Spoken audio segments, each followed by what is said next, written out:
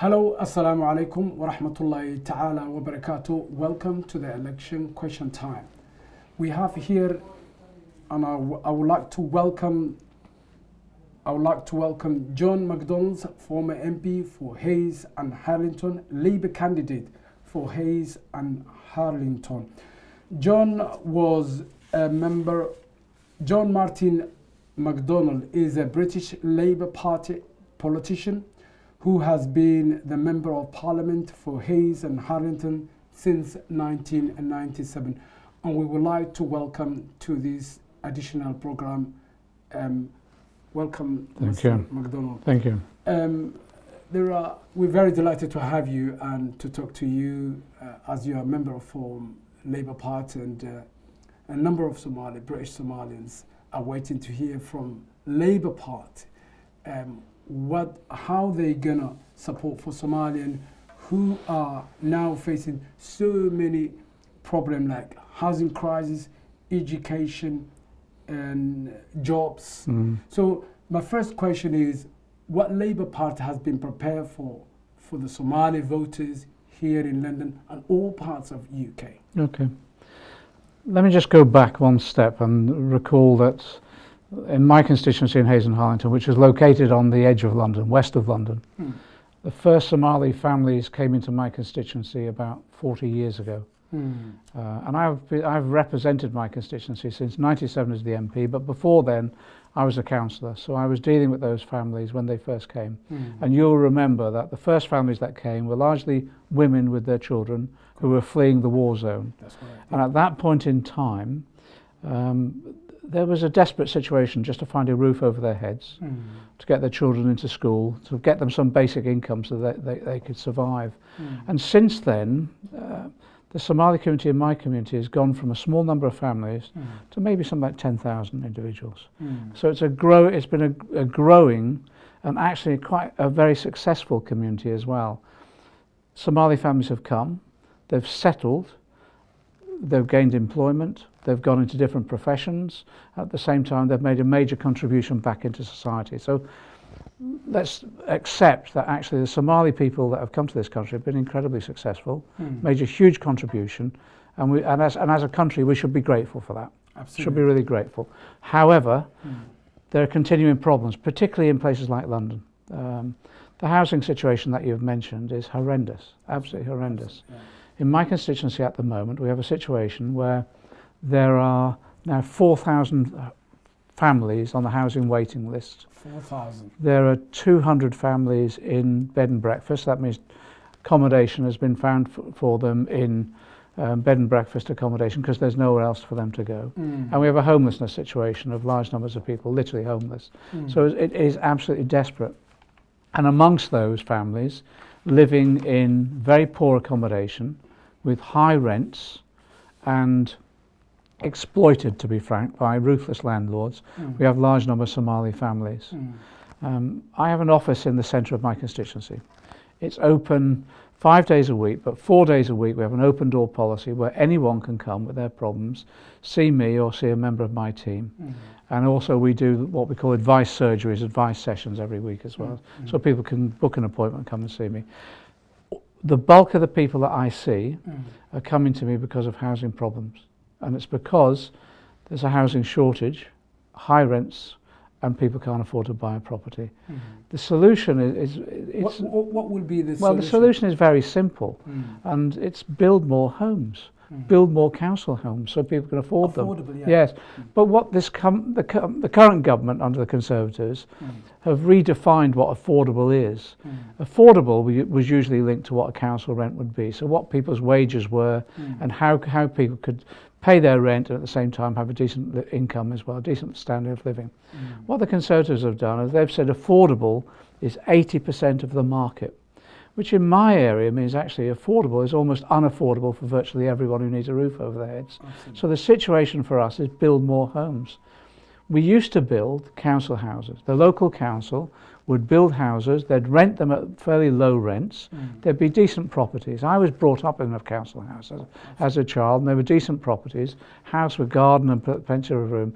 Their space standards were defined by the government as well, so they had proper space for them, for families too, proper number of bedrooms for the children, that sort of thing. Absolutely. Since then, though, for the last 20 years, there's virtually been no council housing built whatsoever. And that's been under Conservative governments, but also under the last Labour government, which failed on it too. I think that the Labour Party's learnt its lesson. We need to start building council houses again, and at properly affordable rents. Absolutely. In my constituency also, right the way across London, right the way across the country, many Somali families are living in private rented accommodation. So they're renting off private landlords. And the cost of accommodation, the rents are really high. Because there's a shortage of houses, private landlords can increase the rents to whatever level they want and they'll still get them paid. So in my area now, to rent just a normal house, you're paying up to about £1,500 a month. That's out of the reach of most people. So that's why we have families sharing houses, why we have overcrowding, and why we have substandard houses as well. And the solution again is very simple: rent controls. We used to have what they call fair rents in this country, where the council would assess what would be a fair rent in the private sector, and there would be rent controls introduced to control those rents. I'm arguing, a large number of Labour MPs are arguing now that there should be rent controls, that we actually ensure that rents are properly affordable in the private sector. Absolutely. We have, for example, here, Mrs. Hurmad Hersi Elmi.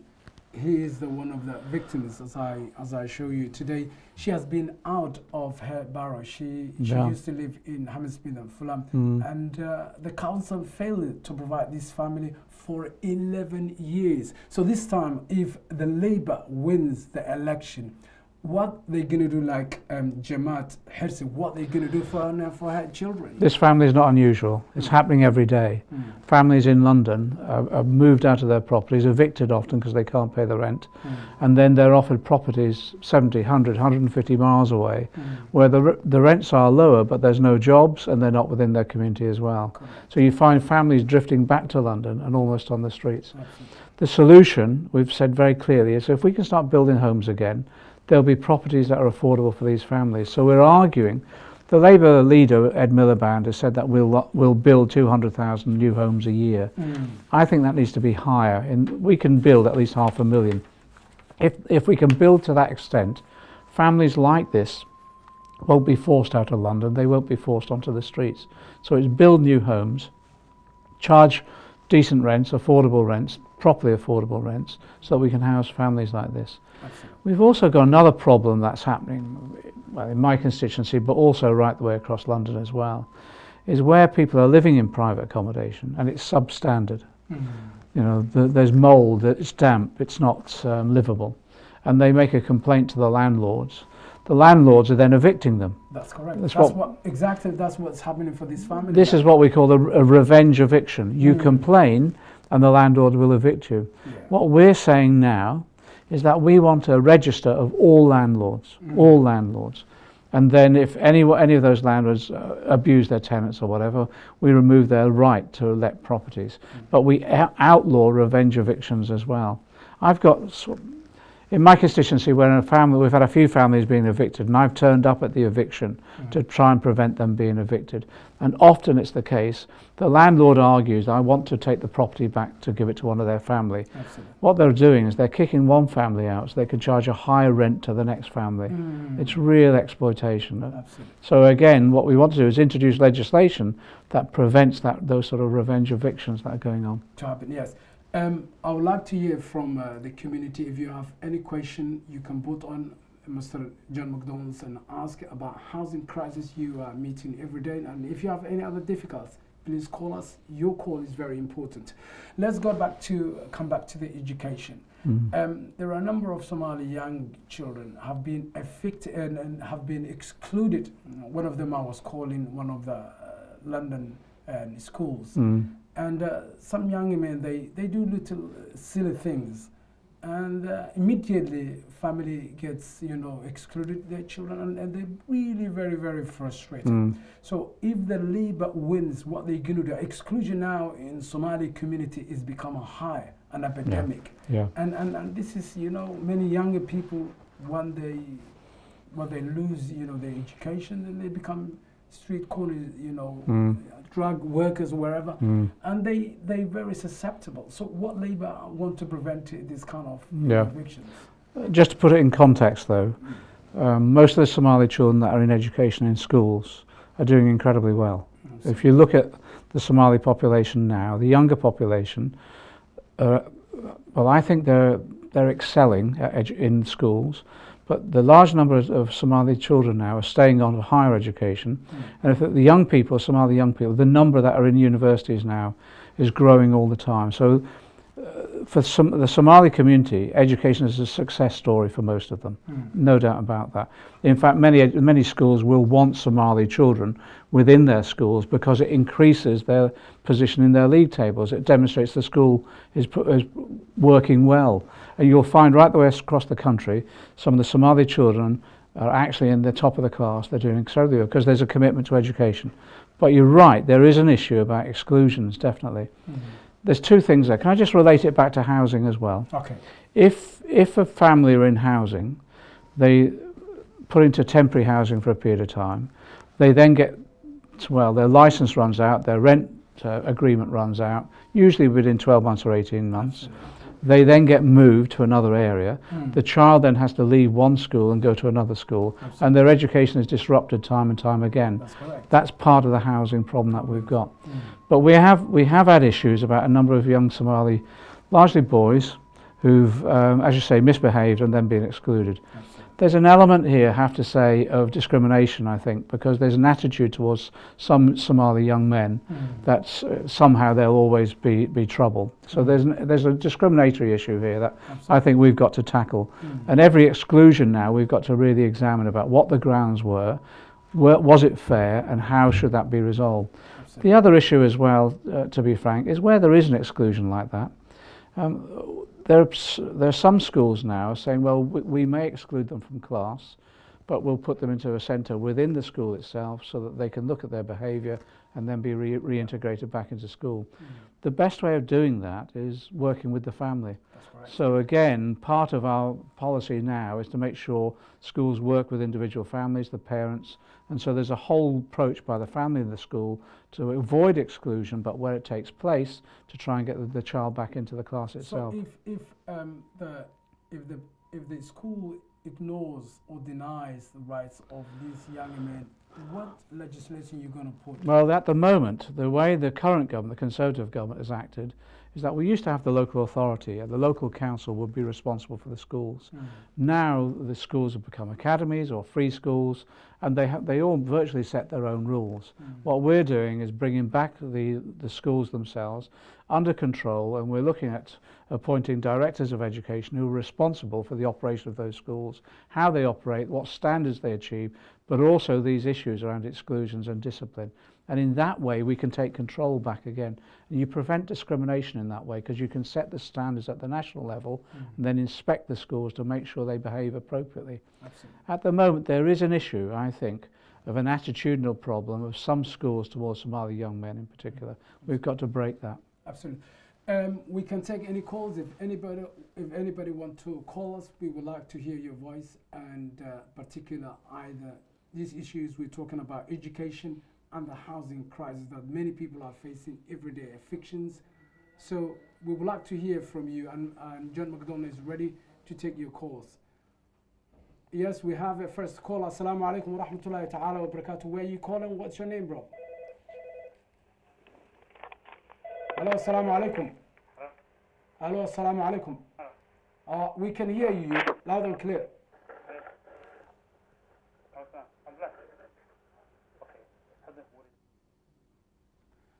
I'm sorry, we haven't heard that caller. If you can recall us again, we would like to hear from you.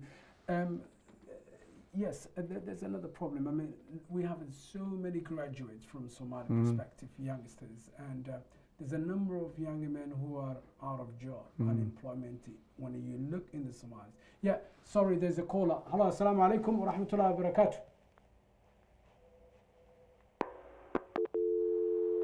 We missed that call. I think there's another call, yes.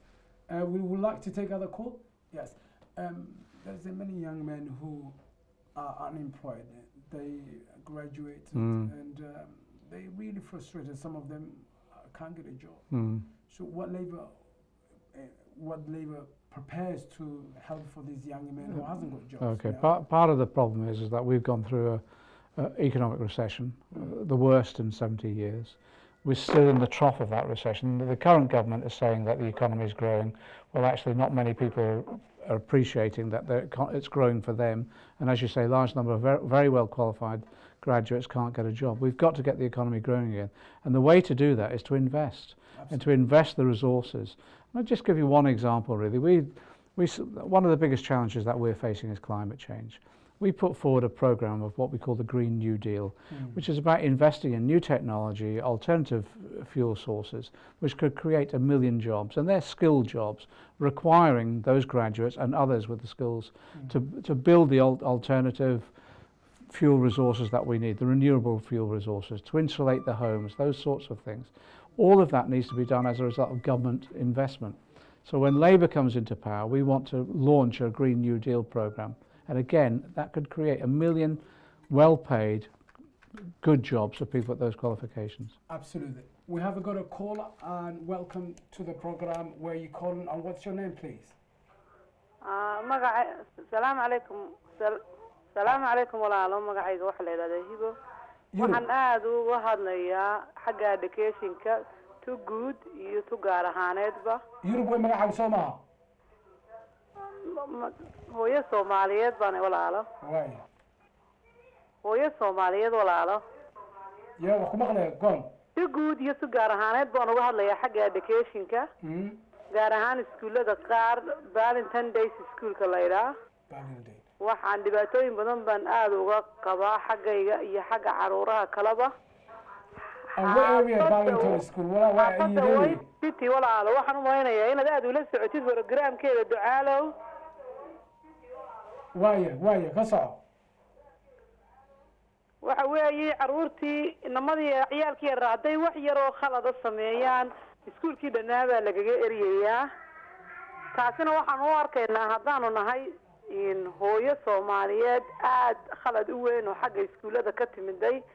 ilmihi hadduu dhibaato qabo oo wuxuu geysanayaa wax weyn aanay ahayn oo mistake yar sameeyo inaan iskuuladii laga eriyin. haddii ilmihi iskuulkii laga eriyo muxuu samaynayaa? waa inuu system kala samaysto, waa inuu dee la saaxiibo xumaan iyo dhibaato kale, because qofku waa inuu iskuulada wax ka bartaan baa carruurta loo geeyey. inta waxa jirta aniga laba inamood dhalay, mid waa year 9 midna waa year 8.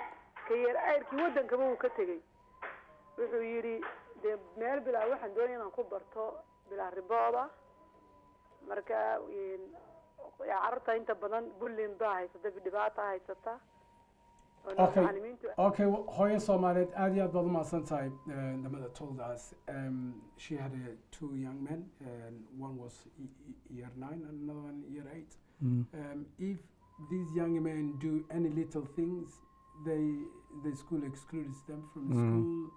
And the mother says if they don't have education, so the young man has to prepare to do other things. So one of them has left the country.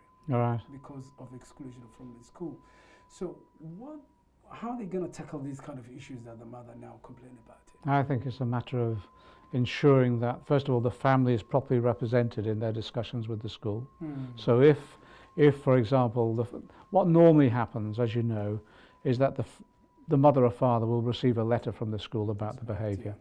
What we've got to do is make sure that the families are aware that that's the stage at which they need to intervene, and that they meet with the school. Usually they meet with the head teacher or we meet the relevant teacher, and work out then the family and the school working together to prevent the behaviour which could then lead to the exclusion.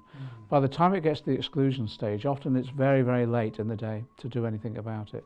So I think the most important thing now, and this is from my experience with large numbers of Somali families, is making sure when the first signs of a problem occur, that at that point in time the family are properly represented in the discussions with the school. In that way they can nip the problem in the bud, prevent it getting any worse.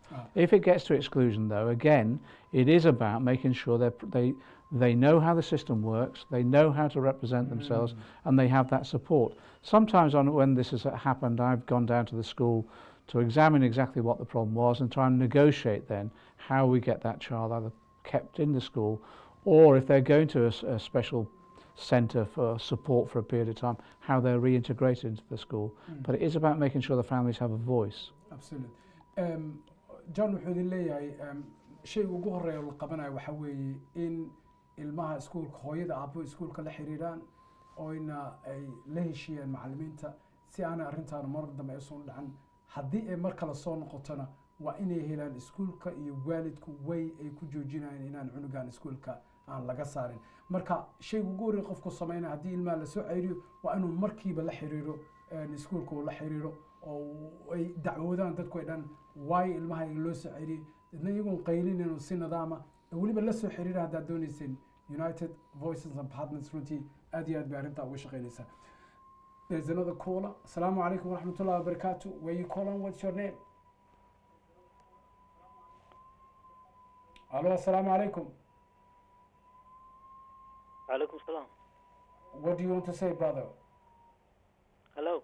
Yes, I can hear you. What do you want to say? وقت مغلا Why? Just carry on. ما مقشعر. وأنا كم مغلينا أدات سومال كهذا سنة سومال نقولها أديك الإنجليش نقولها واحد دونيس إن شاء الله. أوكي سومالي بان ذكرها هلا وحلا لها مقع عبد الله محمد.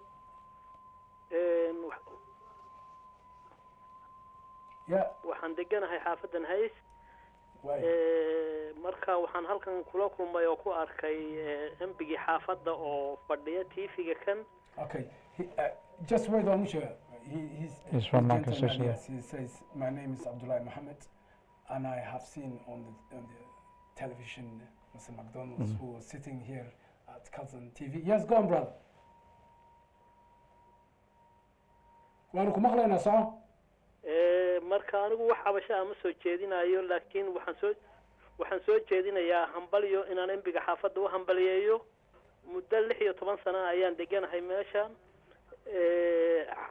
dabadeedna 16 ka sano dadweynaha xaafadda degani boqolkiiba 80 waxay u codayaan embiga kan John McDonald. Let me hold you. He says I congratulate Mr. McDonald's 80% of the Somali community, they vote for the MB, and I'm very delighted to talk to him, and just that's what I call it. There's no complaint I have. Yeah. Yes, brother. Thank you very much. Thank you. Jazakallah khair. There's another caller. Assalamu alaikum wa rahmatullahi wa barakatuh. So we see the people are very behind you. Yeah.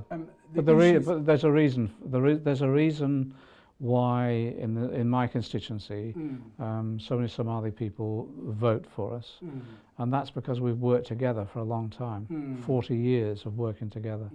And remember, the Somali people within this country now are organised very well. In my area, we've got lots of number of individual Somali groups that have come together, and of course through the mosques as well, and have worked together as a team. They will come to me and say, this is how we want to work, these are issues, what will you help us? So we've worked together for 40 years now, and some of them have been, vibrantly active in some of the community campaigns, not just about Somali issues, but also about the wider campaigns too, which has been fantastic. Absolutely, it's very delighting. Is there any caller there? I hope there's another caller. We were talking about the jobs. We haven't seen much, a number of Somali. There's few in the council. Yeah. We don't have a member of parliament. No, not yet. So what maybe we can do if they win next election, because we are very desperate in this country. Because we want to be part of the British people. Yeah. So we want to integrate. But as long as we kept out of the site, we can't get a job in the councils. We have a difficult crisis of housing. So how are they going to prepare council and labour themselves to help the Somali who've been suffering a number of problems? Well, the first thing is we need a better system of monitoring. Monitoring, you use the example of local councils. We need to be monitoring the jobs that within local authorities and right the way across the public sector to see how fairly they're distributed. And of course, what you want to do when you employ someone, you want to employ the best person for the job. Absolutely. But at the same time, if there are groups within our society that are not properly represented and can do the job just as well, they should be part of the workforce. Absolutely. In local authorities, and if you look at local authorities across London, you don't see many Somali faces. You do not see. I do not know a senior Somali officer within local councils in government itself. I used to be the GLC councillor for my area. We were the first council to introduce equal opportunities monitoring. We were the first council to set up an equal opportunities committee as well. And on the GLC, it worked very, very effectively. We were abolished by the Conservative Thatcher government, but some of the ideas that we developed in the 1980s to tackle discrimination like that are still out there, but we need to bring them and modernise them basically. So better monitoring, that's the first thing. The second thing is as well, is within the Somali community too, we need to start looking at how we ensure that people are properly prepared both to apply for those jobs as well, but then also when they're within those jobs, they're protected against discrimination. They get the training, they get the promotions, that sort of thing. So it is about making sure our equalities legislation is effective. And when we get back into government, we'll be reviewing all that. Remember, the Equalities Commission that we set up years ago under Labour was cut back by this current government. We want to make sure the Equalities Commission has got proper resources to do the monitoring and do that work. You mentioned political representation. Absolutely. It's absolutely critical now, and this is a challenge to the Somali community, and it's in my area as well, that they need to get involved in the political party process. I have lots of Somali members of the community campaigning in my election, campaigning in my community campaigns. Few of them are joining the Labour Party, and I'm saying just join the Labour Party, because in that way you can then stand. We want Somali councillors in our area. Absolutely. We haven't got a Somali councillor yet. We need them. If we're going to properly represent the community, we're a diverse community, there's got to be Somali representation. Absolutely. If we can get Somali councillors, eventually there'll be Somali MPs. Absolutely. It's inevitable. But it's almost a plea to Somali people now. Absolutely. Join the party. Absolutely. You hear that, and I want to say to you, وحولي John, وأنا تكسر قيب كشان وبرنامج قيب قاعدان حق council. We have another caller. Assalamu alaikum wa rahmatullahi ta'ala. Where are you calling, and what's your name, and what do you want to say? Hello, assalamu alaikum. I can't hear you. I think we lost that call. No, please make sure that you talk to me if you can, and if you can't, please hang up and try again. Thank you very much. Let's come back another area. There's another grey area, which is justice. There are a young man called Hurmad. He has been held in a prison for the last 8 years. He finished his sentence, and it was 10 months and 2 weeks. And since he has been kept in prison because what they called IPP, which is indefinitely public protection. I visited myself that gentleman, and we have been campaigning over a year now, and we haven't heard from the government. There still hasn't been a response. Either what do you call the Home Office or the Justice Secretary. We have been handed for 2 weeks ago the petition about the release of this gentleman, but we haven't heard yet. So what will you do? IPP protection, which is really unfair. So many people were kept in a prison because of fear, and this prejudice against this, so many diversity of the community, not only Somalians, but the number of people are under that condition. So what Labour will do this, because these people, they ended their terms of prison.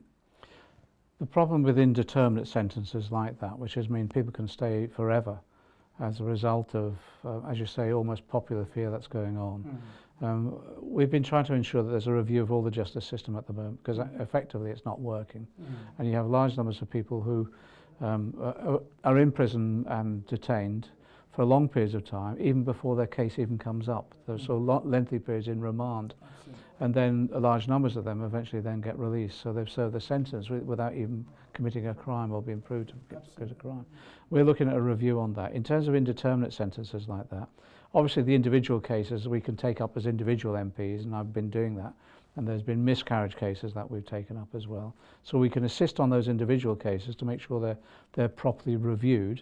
But in addition to that, it's trying to ensure that there isn't such a vast usage of these indeterminate sentences.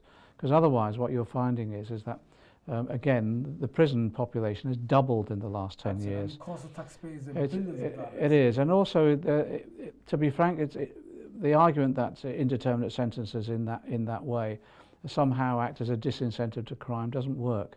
It doesn't work. In fact, what it does, it builds up injustices within the system that people react against. Absolutely. So again, it needs, from our perspective, it needs a review about what is the appropriate and just sentence, and if there is a just determination of the sentence, it is generally accepted. If a sentence has been awarded and yet someone's still inside because of this concept of public fear or whatever, that has to be properly tested in law itself as well. Absolutely. Thank you very much for that.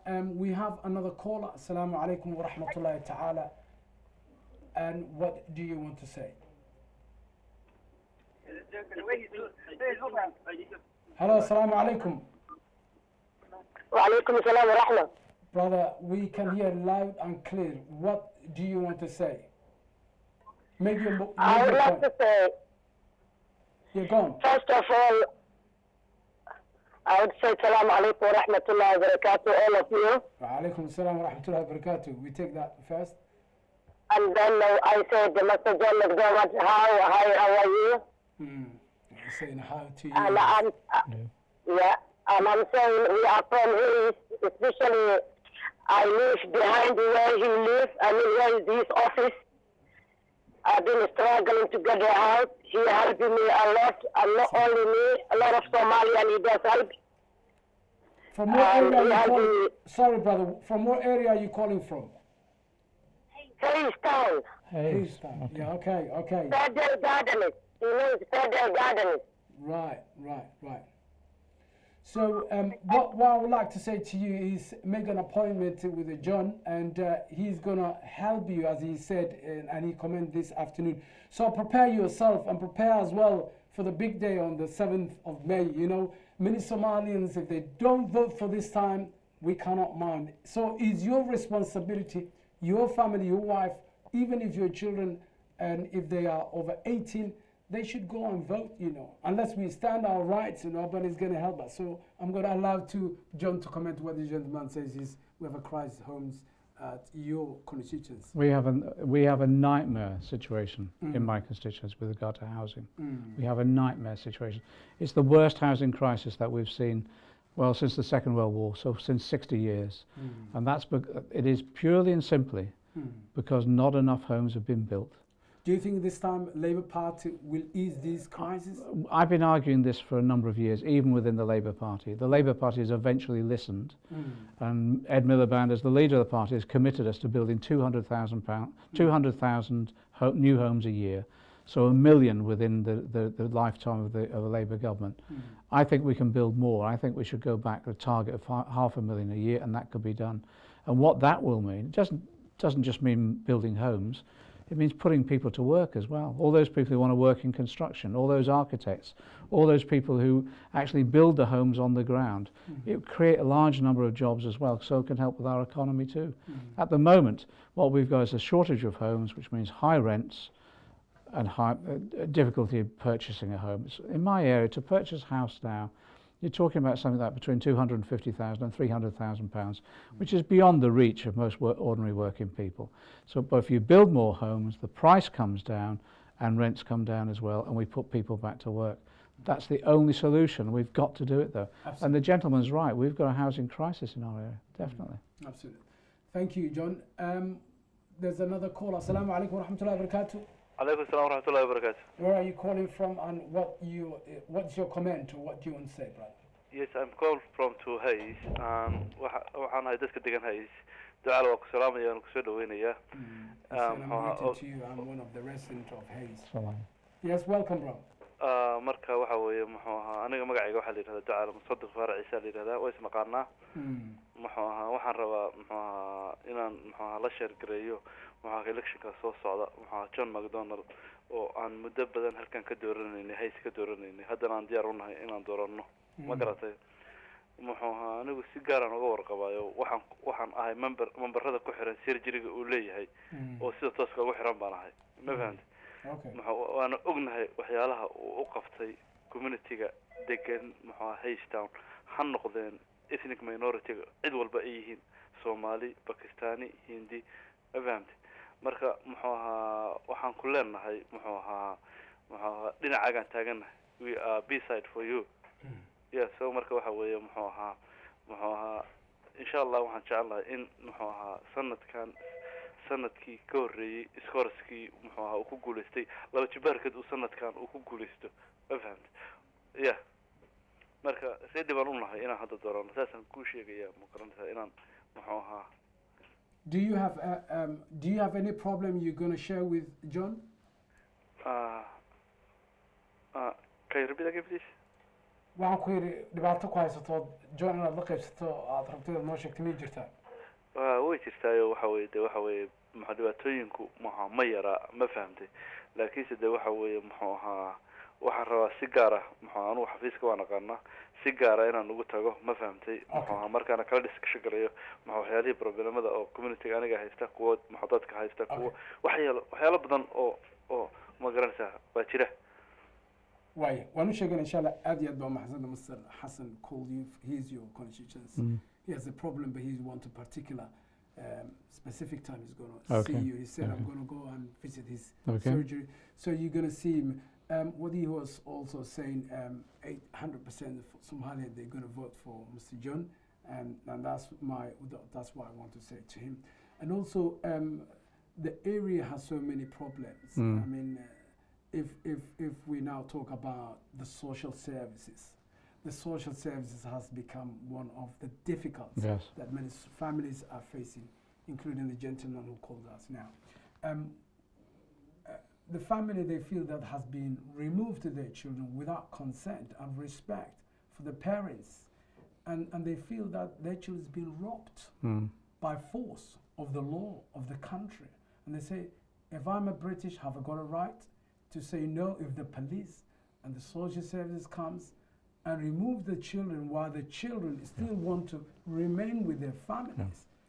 But the force are taken away, and some families have never seen again. So that miscarriage injustice, what the Labour can do, or what the government of Britain can do, as a Somali particular. I know many families, but this is horrendous, and it become an epidemic in the Somali society.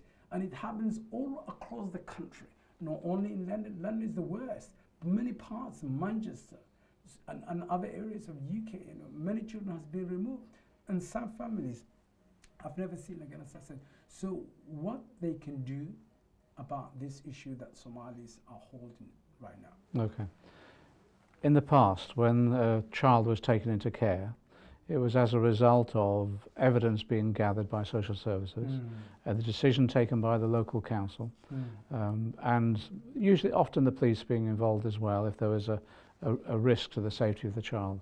And that's right. We'd all agree with that, wouldn't we? That a child needs to be protected. Absolutely. There have been instances where children have been taken away from families, and the families themselves don't feel as though they've had a say, and at the same time the families themselves don't feel that they've been treated fairly by the local authority or by the police. Often it's because the families themselves don't understand the system, but in addition to that, it can be where social services are overreacting to an issue. And again, time and time again, what we've found is that when the families themselves are facing that problem, they don't know who to turn to. They don't know what support that they can get, and they don't know how they can secure proper representation, legal representation in particular, because there is a process by which they should be represented, they can appeal, and again, that needs proper representation. I always say to people that if there is a problem that's coming up like that, come and see me. Go to see their local MP immediately. As soon as something arises like that, come and see us, because at least then we can secure them proper representation, and we can find out truly what's going on as well, and we can make representations to social services and the police. Sometimes the social services and the police will not provide even me with information, so then we have to go to law we need to make sure that we've got proper legal representation. And some of this is about making sure that we can get legal aid to do that. Some of the legal aid has been withdrawn by the current government, so people are not properly represented. We'll address that situation when we go back into government, so that people can be treated fairly and they can be properly represented. But it is about understanding the system as well, and you can get lost within the system. Absolutely. You know, and children themselves, as you say, can be separated from their parents. It may well be that there are some grounds for some intervention by social services, but nothing as ruthless as taking the children away. Absolutely. It might well be that the family need more support, or it might be on information that's just plain wrong. Absolutely. And that's when the families need a voice to speak up for them. Again, I'd always advise my constituents, if they have a problem like that, come and see me. Just go to my office in Pump Lane, come and see my staff, book an appointment, and we'll make sure that we make representations on the family's behalf. But if it needs legal advice, we'll point them in direction. Years ago in Hayes, I set up the Law Centre in Hayes itself, and that provides free legal advice to a large range of people with all their different problems. Unfortunately, the cutbacks under the current government has meant a lot of their work that they do has been withdrawn because they haven't got the amount of staff that they need. Again, what we'll be looking at is how we support law centres again, how we reinstate legal aid for families as well, so that they can just have a proper legal representation when these sort of crises arise. Absolutely. I would like to join me today, and thank you for joining us as Cousin TV, and we hope you're going to see after the election, and we hope you're going to win this election. Also, we would like to advise to our community, Somalian, to go and vote this time. Don't stay at home, do your best, and I believe you get what you do. If you go out and talk to your families and vote for what you want, there's a number of problems that we're facing every day here in UK. It comes education, it comes to housing, when it comes jobs. There's a lot of things we're facing every day. Eviction from what we call exclusion from schools. So this is the problem we're facing every day. So if you want to get help, so you have to elect your local MP and support him during the election time. This is one of the toughest, what they said, this is one of the toughest, they said, this could be one of the closest and generation elections. So what does it mean? This is the time to vote, inshallah, and vote for your local MP. John, he told you as well, haddii aad degan tahay Hayes iyo Harlington oo social services dhibaato ku hayaan ama guryaha dhibaato ku hayaan, si khaas ah anigu imo appointment samayso, deedna waxaan jeclaa inaan idin caawiyo. Insha Allah waxaan jeclahay qof kasta oo na dhageysana inuu barnaamijka maaragtay aan dib kulmi doono. We're running out of time. I'm so ready to take another call, but I would like to see you, inshallah, next time. I would like to thank my viewers. I would like to thank to my John, who came here to support and to show the support for the Somali communities. And I would like to thank to Cousin TV, who provide this kind of services. So, John, we would like to see you again, thank you, after the election. And we would like to take you some other questions in Somali and English and have a long discussion about the current crisis that Somalia is meeting. Thank you for watching, inshallah, and we will see, inshallah, another edition. I will leave to you. Assalamu alaikum wa rahmatullahi ta'ala wa barakatuh.